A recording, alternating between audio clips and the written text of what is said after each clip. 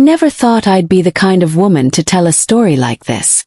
I used to read online about women discovering their husbands were cheating or best friends stabbing them in the back, and I'd think to myself, thank God my life isn't that messy. I was wrong. My life turned into one of those stories. Messy, heartbreaking, and eventually satisfying in a way I never expected. My name doesn't matter, not for this. But what matters is the story of how I caught my best friend texting my husband, how I stayed silent, and how on our anniversary I exposed them both in the most dramatic way possible. It all started so quietly. My husband, Michael, and I had been married for 7 years at the time. We weren't perfect, no couple is, but we had built what I thought was a solid marriage. He was charming in that boy-next-door way, always joking, always making people laugh. He had this way of putting people at ease, and that's part of what drew me to him in the first place. And then there was my best friend, Rachel. We'd been inseparable since college. She was the kind of friend who could make a boring Tuesday night feel like an adventure. We'd shared everything. Late-night pizza, heartbreak stories, job frustrations, even vacations together. I trusted her like a sister. The three of us, me, Michael, and Rachel, were almost like a little family. She came over for dinner often, sometimes even when I wasn't home. At the time I thought nothing of it. That's how much I trusted them both. If Michael said Rachel stopped by to borrow something, I believed him. If Rachel said Michael had helped her move a piece of furniture, I thought, what a good friend I married. Looking back, the signs were there. Little things that didn't add up. One night, I woke up around 2 a.m. and noticed the glow of Michael's phone. He was asleep beside me, his chest rising and falling in steady rhythm, but the phone screen had just gone dark. I picked it up, half asleep, and saw a notification. Message from Rachel. 2 in the morning. I brushed it off. She could have been drunk, or maybe she needed advice about something. Rachel was impulsive like that. But something about it stuck with me.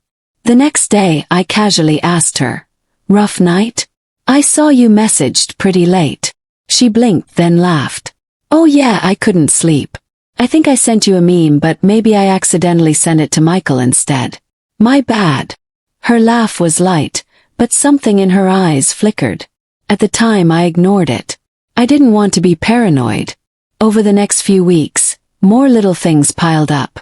Michael suddenly cared a lot more about his appearance. New cologne, extra time in front of the mirror. He brushed it off as wanting to look good for me. Rachel started acting cagey with her phone too. She used to toss it on the table when we had coffee, but now it stayed glued to her hand. The real crack came one Saturday afternoon. Michael had gone out to run errands, and Rachel texted me asking if I wanted to hang out. I said sure, come over. She showed up a little later, but when she walked in, she looked startled. "Oh," she said. "I thought Michael would be here." "Why?" I asked.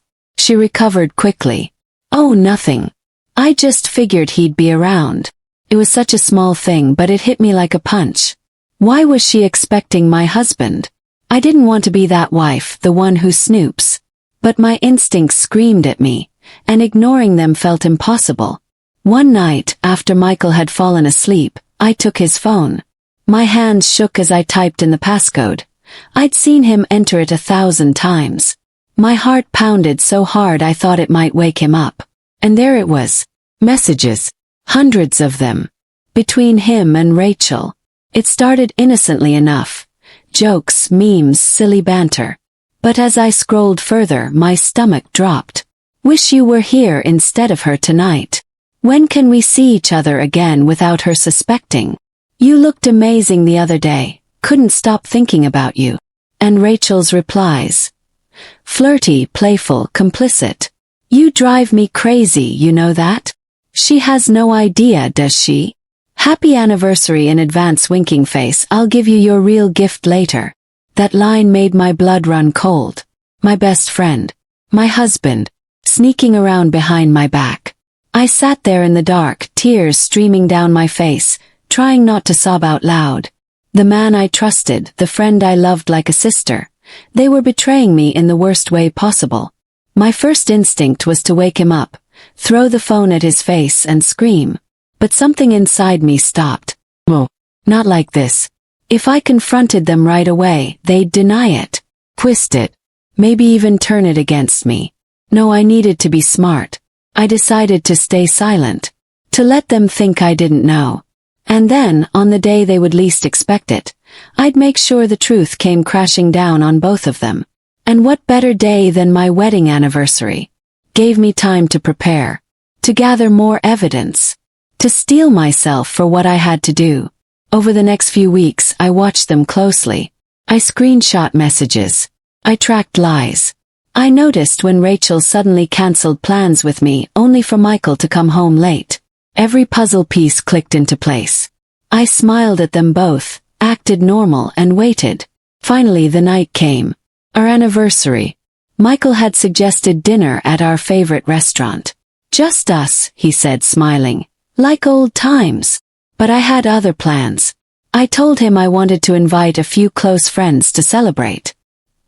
He looked annoyed for a split second before masking it. Of course, if that's what you want. So I invited Rachel. Course I did. She showed up dressed to kill, more glamorous than I'd ever seen her at a casual dinner. My stomach churned, but I smiled and hugged her. The restaurant was dimly lit, candles flickering on the table. Michael held my hand across the table, playing the part of the devoted husband. Rachel laughed too loudly at his jokes. And then, when the food arrived, I cleared my throat. I actually have a little gift for both of you, I said, pulling an envelope from my bag. Michael frowned. Rachel tilted her head. What's this? Michael asked. Go ahead. Open it. Inside were printed screenshots of their messages. Pages of them. Rachel's face drained of color. Michael's jaw dropped. What, where, how? He stammered. I leaned back, calm for the first time in weeks. Happy anniversary. I thought you'd both like to celebrate honestly for once. Around us, the restaurant had gone quiet. People were watching. Rachel shoved the papers back into the envelope, her hands shaking. This isn't what it looks like. Oh, it's exactly what it looks like, I cut in. My voice didn't shake. I know everything. Every text. Every lie. And now, so does everyone else. Michael reached for my hand. Please, let's talk about this privately. I pulled my hand back like his touch burned me. No, Michael. You had plenty of time to talk. You chose her instead. Both of you did. Rachel opened her mouth, but I stood up, my chair scraping loudly against the floor. Enjoy dinner, I said. It's on you too. And I walked out. That night, I went to stay at my sister's place. My phone blew up. Calls, texts, voicemails from Michael and Rachel both. I ignored them all.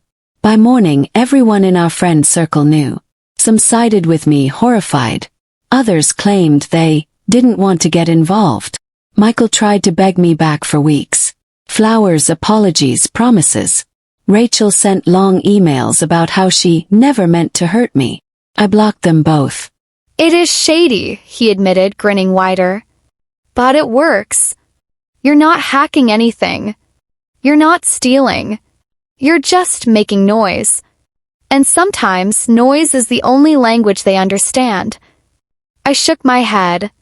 So what? I pay strangers a few cents to complain about the bank? Exactly. You'd be surprised how quickly a company notices when their Facebook and Twitter get slammed with 100 angry posts in an hour. I thought about it long after we hung up.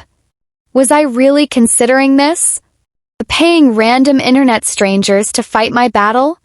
Felt absurd. But then I thought about all the phone calls, the dismissive tones, the weeks of being unable to access my money, the snide comment about my name. And I realized, why not? They hadn't listened to politeness. Maybe they'd listened to pressure. So I did it. I logged onto the site Sergey recommended. The layout looked like something from the early 2000s with clunky buttons and grainy banners, but the services were all there. I could choose American-looking profiles, European ones, even region-specific. I typed up a handful of believable complaints. This bank locked my account for no reason. Terrible service. Avoid this credit union at all costs. They froze my funds for weeks. Absolutely unacceptable. I loaded them into the system, paid the equivalent of $3 and hit submit. I figured maybe a handful of posts would trickle out over the next day. Instead, within hours, the credit union's Facebook page was drowning in negativity. Twitter too. Angry comments popped up by the dozen, all echoing the same themes: locked accounts, bad service, incompetence. Scrolling through, I felt a surge of satisfaction. For the first time in a month, the power balance had shifted. They were the ones under pressure now. That afternoon, my phone rang. An unfamiliar number. Hello? Hello, this is Mr. Adams, the call center manager at Community First Credit Union. His voice was clipped, urgent. I believe you've been experiencing some difficulties with your account? I almost laughed. Oh, now you care? Sir, I understand your frustration, he said quickly, his voice softening. Look, we don't want this situation to escalate any further. I've personally reviewed your account. There was an internal error, nothing you did. And I'd like to resolve this today. Finally, I muttered. So, you're going to unlock my account? Not just that. If you'd prefer to move your funds elsewhere, we're prepared to transfer your full balance today, plus $50 in compensation, to any bank of your choosing.